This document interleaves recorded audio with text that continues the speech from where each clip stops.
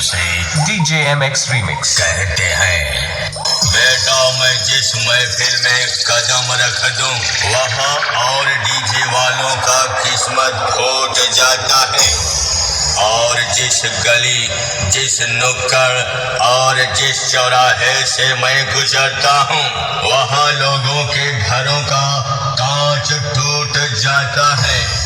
और तो और वहाँ के लोग बस यही कहते हैं लगता है कि आज तो बिन बादल के बरसात हो जाएगा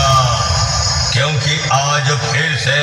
अपने शहर में आवाज का बादशाह Confirm आ गया। I am so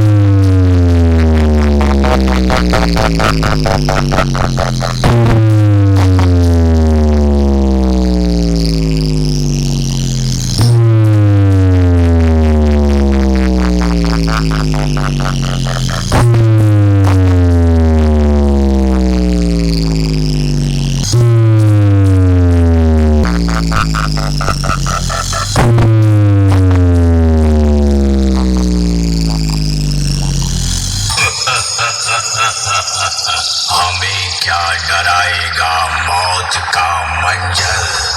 रूह का फुर्ती है।